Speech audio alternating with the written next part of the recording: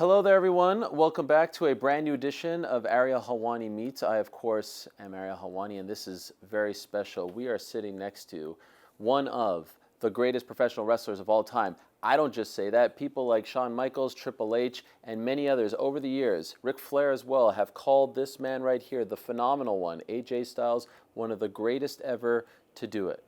That's high praise. It's And I would actually agree. too much. It's too much praise? Yeah, too much. You don't agree with them? Yeah, the expectations are way too high. Yeah. Yeah, way Luckily too high. for you, you've proven yourself. You know what? I feel like I got more to do. Really? So, I haven't won a Rumble yet. That's true. I need to win one of those before I retire at least. Well, we are here in St. Louis, hours before the Royal Rumble. There, the arch, They are there, yeah. the arch right over there. The Royal Rumble, I would imagine for you, holds a special place in your heart, Sure. right? Yep. Do you get nostalgic about your debut and this being the event that propelled your WWE career? It definitely takes me back. I've seen a couple days ago somebody posted, 6-year anniversary of the Royal Rumble. AJ Styles made his debut, and I watched the clip, of course, at least 10 times. Yeah. Because it's just, man, I'll never forget that day, and it brings back so many great memories. Can we go back to that day? Let's if possible? go. What do you remember about it? Like, take us through it. The nerves, the feeling. That's the thing is, like, I'm a 37-year-old man at the time. Yeah.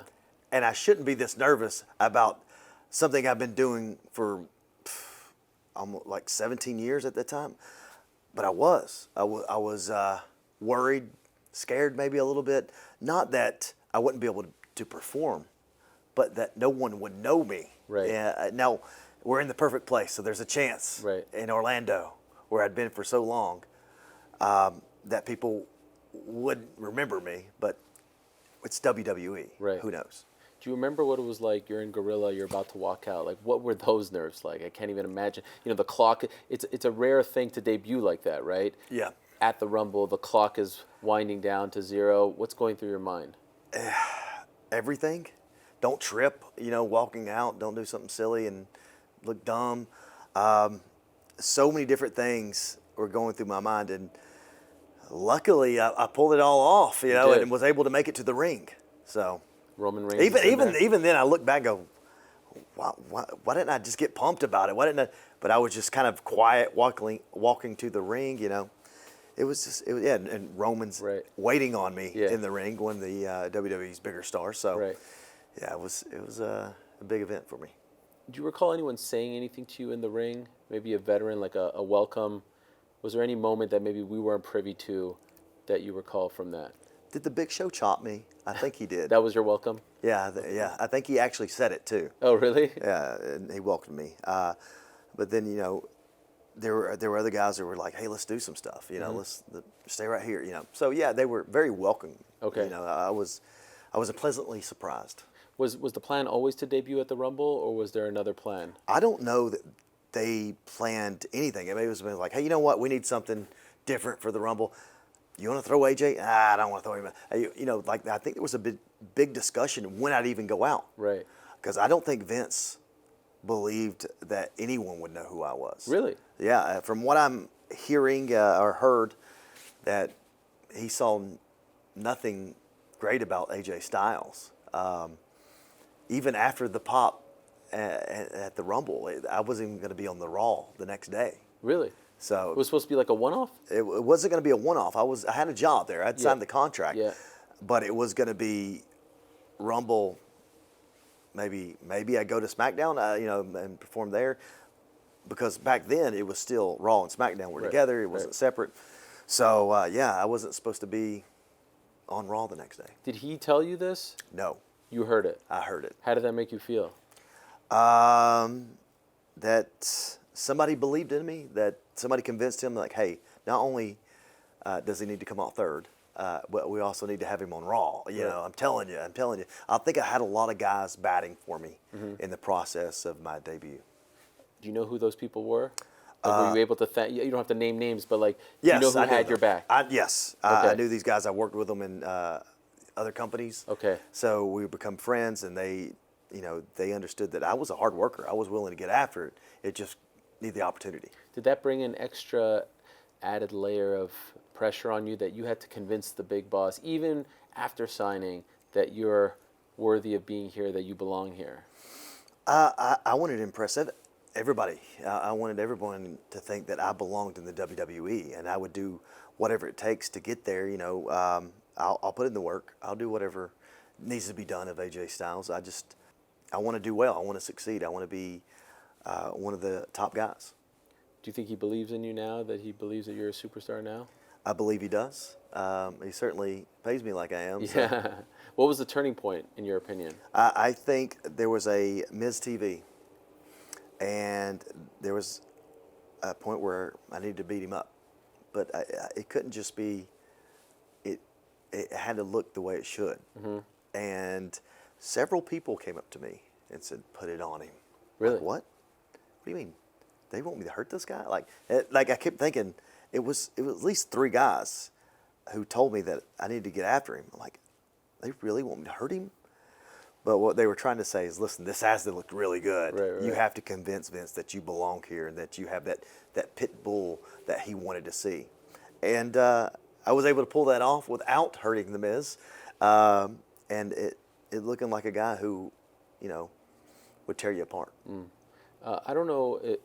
I cover MMA primarily for a living, mixed martial arts. I do know this, yes. Okay, and there's a guy in mixed martial arts named Fyodor Emelianenko, the Russian, and you're familiar with him? Yeah, the Emperor? Yes. Yeah. He, in most people's eyes, including mine, is the greatest fighter to never fight in the UFC. Right. And he's one of the greatest heavyweights ever. But it will always be written, because at this point he's not, that he was incredible, he was the Pride champion, this and that, but he never fought in the big show, so to speak. You, to me, were the Fyodor of wrestling, right? You were viewed as the greatest to never make it to WWE, to never get that call, to never have that opportunity, whatever. Would you have been okay if your career ended and never got this call, or would it have bothered you? Sure. My success doesn't determine what other people think of me. I determine my success. And I was able to pay off a house without working in WWE, and that was, to me, being successful. But knowing that I would never have a WrestleMania moment kind of sucked. But I was okay with not having the opportunity to be at WrestleMania. I did well for myself, and probably did a lot more than most people thought I would before WWE. Was there a part of you, though, that was like, why don't I get this opportunity? Why aren't they calling me? You know what I mean? Well, I never really asked myself that question. I just assumed they didn't need me, but they have so much talent there. Maybe they don't need an AJ Styles. They had a Daniel Bryan at the time. So why would they need AJ Styles? And I was okay with that. When I was trying to talk to Triple H for the first time, he was supposed to call me after talking to Terry Taylor. I told him, hey, man, I'm just doing there's an opportunity. I'd like to have it. And Triple H was supposed to call me. He didn't. That's okay. I just assumed that they had all the talent they needed. Terry Taylor was the one that kind of opened the door, though, right? Yes. He went to bat for you first? Yes. You had a relationship with him prior? Terry Taylor, yes, very much so. Okay, so was it Terry that called you and was like, I'm going to put in a good word, or did you call him? It was one of those things where Terry had sent me a text, and I sent him back with my brand new daughter, and we just kind of started talking, and just basically said something that I didn't want to leave money left on the table if there's an opportunity. And he was like, hey, listen, don't let your ego get involved. It's not my ego talking. I'm just saying. There was a picture that came out with a guy wearing a baseball cap, and that was backstage, I think, at NXT. And people go, oh, it's AJ Styles. It's AJ Styles. It wasn't, but that's kind of what got everything started and it got people talking. Okay. And so I just reached out. Would it be fair to say that the dream for you growing up wasn't necessarily to make it to WWE, but to WCW? You grew up in the South. Right. That's WCW country. Correct. That was the end goal. Before, that was definitely the goal. I mean, I didn't grow up thinking I was going to be a pro wrestler. That's not what I was doing. I wanted to be a basketball player, baseball player, some football player. Right. But as I got older, the opportunity kind of presented itself like, man, I think I'd like to give that a shot if I could. How did it present itself? I had 2 friends come up to me in a parking lot that I hadn't seen in forever, and they said, hey, we're going to be pro wrestlers. I was like, oh, yeah? Right. But when you find a place, let me know. I'll go train with you. And lo and behold, they found a place about 25, 30 minutes from the house. Wow. So I was like, okay, I'll go up there. And once I took my first bump, I knew without a shadow of a doubt I could do it. Wow. What became of them? I think they got regular jobs Okay. and None of them made it in the regular business? lifestyle. No, They never went, wow, no. you stuck around. I stuck around. And so so how old are you at this point? I'm 20. When I first started, I think I was 20, 20, about to be 21. Okay. And how long after that? Because you did end up in WCW, I did. right? How long after that? How long did it take for you to get to the quote unquote big show? So I started in '99. In 2001, Yep. the same year they went out of business, was Yeah. the same year I got my job. Were you at the last Nitro? I was not. I Okay. was watching it from home, like some of the other guys, and then kind of saw what was going to happen. What happened? Well, they then let me go to a camp that they had in Cincinnati, where it was, I think it was a week-long camp. Did okay there. They offered me a contract, developmental, to move up to Cincinnati. Talked about it with my wife, who was in college, and I was like, it's not right. It's not right for me to move and chase this dream when you had your dream long before I did to finish in college and becoming a school teacher. I'm not going to leave my wife and have her move in with her parents. That's not how it works. Right. So I called Terry Taylor back, not Terry Taylor, excuse me, Johnny Ace, and said, listen, I appreciate the offer, but I can't do it right now. That was it. And then thank God for TNA, right? Thank God. Because that was the one. I mean, you were the face of TNA for all those years. When you look back on that time, I would imagine it's with fondness. Yeah, sure. I mean, listen, there were things that I learned in TNA that I wouldn't have gotten anywhere else. I got to be in the ring with Kurt Angle and Kevin Nash and Christian and so many other guys who helped develop me. Jerry Lynn, Christopher Daniels. Like, I needed those guys in my life to help me with my career, to show me how to be a better performer. That's what it's about. And those guys were so kind to share that information with me. Ultimately, why do you think TNA, like they're around in some sort of variation now, Impact, but it's not quite the same, the platform. Why did it work out for them?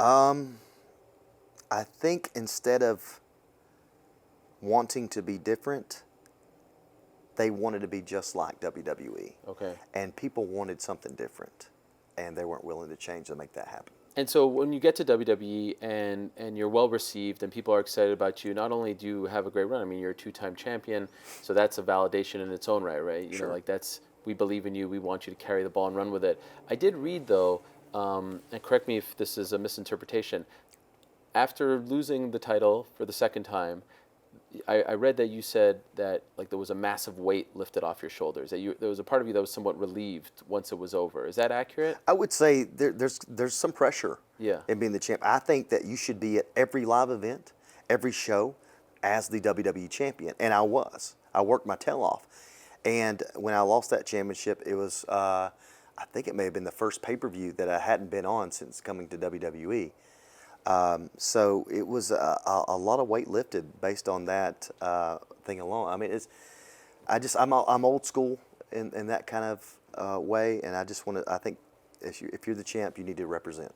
Do you feel like now with like the limited schedules and stuff like that, that's not the way it should be? Nope, I still feel like it should be that way. There's a reason why you're the champ. Mm-hmm. You're the people that these fans want to see you. Right. You're leading the charge. You got to do that. You got to be there at every show that you can be at. And there's some things that make it difficult. I mean, people get hurt all the time. So if you can be there, you should. Mm-hmm. Which title run do you hold in higher regard, the first wow. or the second? I think maybe my first, just based on being in the WWE for 7 months, winning the WWE Championship, then losing it to John Cena, which we had an unbelievable match. If you're going to lose, why not do it in a great match? So I think that was my favorite one, based on it might be my first time, but there was the Jinder Mahal where I was able to win the WWE Championship in the UK, and I believe that was the first time a WWE Championship, World Championship, has been ever changed hands in a different country. So that was Manchester, big. right? Yes. Yeah, and it was somewhat of a surprise, right? Because people are sort of programmed to think that it wouldn't happen there, Exactly. right? So exactly. that was a cool moment. Yeah. For you, considering the road, when the night that you won the belt for the first time, what was it like when you got to your hotel room, when you got like, I would imagine, like, we've heard stories of people sleeping with the belt, of just staring at the belt. Like, that's a big deal after all those years, I right? can promise you I did not sleep with You the didn't, belt. you didn't put it next to you? I promise you it Okay. stayed where I put it, on the couch probably, fair or wherever enough. I laid it. It meant more to me when I got home and my wife's like, hey, some of our friends, they really want to see the championship. Do you think you could bring it over? And lo and behold, I went over there and I seen a bunch of cars.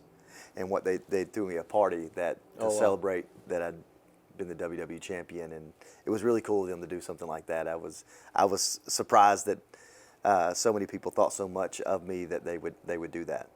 Do you think when you are done competing that that's something you want to do? Work with NXT, be an agent, something like that? I wanna find the guys and the girls that want to do this their whole life. We have people that look for athletes and stuff like that, but what about these men and women that it's like, I want to be a pro wrestler, and they know everything about it. They've watched every match, and they know what to be expected of them. I want to find them and give them the opportunity, see what they can do. And once we get these athletes to NXT or whatever, I would love to help coach some of those. There's a number of things I think I'd like to do within the WWE as long as I have that opportunity. So you want to stay within the business, even when you're Absolutely. not competing? I enjoy this. I really do. I get excited still at 44. I get excited about matches and whatnot. It's still fun to me. When they paired you with Omos, what did you think? I thought, here's an opportunity for me to help this young monster develop and be something unbelievable one day. How did you feel about the run that you guys had? It was exciting at first when we were the tag champs, but then there was a lot of times where we were just kind of spinning our wheels based on, what we were given the parameters in which we could do it. It did make it difficult. Were you okay with it ending so soon, or would you have preferred if it lasted longer? I think it was a good time to end it because he needs to be able to learn to do it himself, and there's only so much you can explain to someone, but until you're doing it yourself and you're learning as you go. It's guys like Kurt Angle who are able to learn so quickly because they were in the ring with so many other great athletes that they develop so quickly. What do you think is his ceiling? Like, how good can he be? He can be one of the greatest superstars ever. He can be just like Andre the Giant. I don't want to say like Andre the Giant, but like him because, he possesses, he's bigger than Andre, I think. I could be wrong, but I never met Andre. But he's a massive human being, and he's just, to have him stand in front of you, you got to see it to believe it. Do you feel like it'd be better for him if he's like one of these guys who has someone speaking on his behalf? Like the classic manager with the giant, or? But he's not a goofy giant. He's a very smart individual. Yeah. I think he's more capable of doing it himself instead of having a mouthpiece. He doesn't need that. Okay. Time will tell, though. Some people can handle it, some people can't, and you can only do so much for someone, and then they have to take control of their own career. Do you like tag team wrestling or singles? For Singles. You said that very fast. Singles. Yeah. Why? Because it's up to me the whole Right. time, and I don't have to worry about anybody else except the guy I'm standing in front of. Okay. But to bark orders, to help, sometimes they hear, sometimes they don't, and I can't. Timing is everything sometimes, and I can't do that for him. He's got to do that for himself. So I was basically a singles wrestler, even though we were in the tag team anyway. Right. Yes, that's true. Is there one guy left that you haven't worked with yet? I think we both know who that is. Yeah, but I like I like for you to Edge. say it. Edge Yeah, is that's that guy. the one. Yeah. He's so knowledgeable. He's such a superstar. I would love the opportunity to get in the ring with him. Has that been something you've been thinking about for a while, or is it just basically a process of elimination? You've been lucky enough to work with everyone. There's one guy left. Well, there was that time where I thought that there'd never be an opportunity to wrestle Right. Edge. Yeah. And now it's here.